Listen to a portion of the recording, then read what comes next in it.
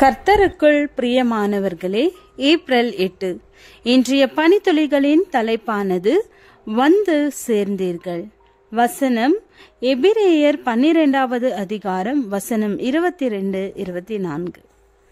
நீங்களோ சீயோன் மலையினிடத்திற்கும் ஜீவனுள்ள தேவனுடைய நகரமாகிய பரம எருசலேமிடத்திற்கும் வந்து சேர்ந்தீர்கள்.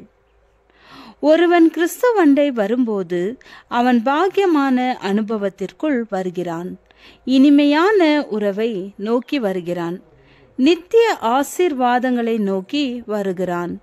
மேலே குறிப்பிட்டிருக்கிற வசனம் நீங்களோ என்று ஆரம்பிக்கிறது, வந்து சேர்ந்தீர்கள் என்று முடிவடைகிறது. நீங்கள் எங்க வந்து சேர்ந்தீர்கள்? 1000-10,000 தேவ தூதர்கள் இருக்கும் பரலோக குடும்பத்திற்கு வந்து சேர்ந்தீர்கள் என சற்று அதை சிந்தித்து பாருங்கள். நம் குடும்பத்தில் பலமும் பராக்கிரமமான தேவ தூதர்கள் உண்டு. அழகும் வனப்பும் நிறைந்த கேருபீன்கள் உண்டு. ஏற்ற வேளையிலே நமக்கு ஓடி வந்து உதவி செய்கிற பணிவிடை ஆவிகள் உண்டு. கர்த்தர் நமக்காக எத்தனை தேவ தூதர்களுக்கு கட்டளையிட்டு வைத்திருக்கிறார். வேதம் சொல்லுகிறது எழுதியிருக்கிறபடி தேவன் தம்மில் அன்பு கூறுகிறவர்களுக்கு ஆயத்தம் பண்ணினவைகளை கண் காணவும் இல்லை, காது கேட்கவும் இல்லை, அவைகள் மனுஷருடைய இருதயத்தில் தோன்றவும் இல்லை.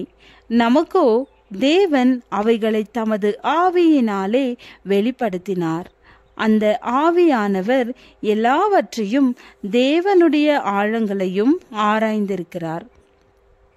இன்று அநேகர் பிசாசை குறித்து பயப்படுகிறார்களே தவிர கர்த்தருடைய குடும்பத்தில் தமக்கு இருக்கிற மகிமையான தேவ தூதர்களை எண்ணி மகிழ்ச்சி அடைவதில்லை. எப்பொழுது பார்த்தாலும் சாத்தான் என்றும் பிசாசு என்றும் மந்திரவாதி செய்வினை என்றும் சொல்லிக் கொண்டிருக்கிறார்களே தவிர அவைகளை எல்லாம் அடித்து முறித்து நொறுக்கி வெற்றி சிறக பண்ண கர்த்தர் கொடுத்திருக்கிற தேவ தூதர்களை பற்றி எண்ணுவதில்லை.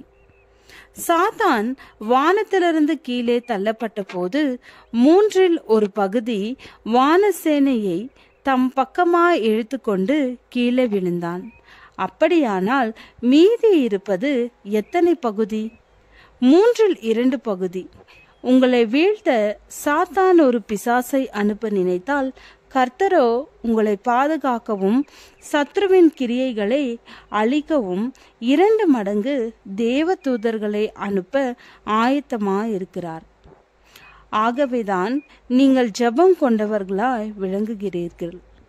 ஒருமுறை எலிசாவிற்கு விரோதமாய் ஒரு ராஜா படையெடுத்து வந்து எலிசா இந்த பட்டணத்தை வளைத்து கொண்டான். இதோ இராணுவமும் குதிரைகளும் ரதங்களும் பட்டணத்தை சுற்றி கொண்டிருக்க கண்டான்.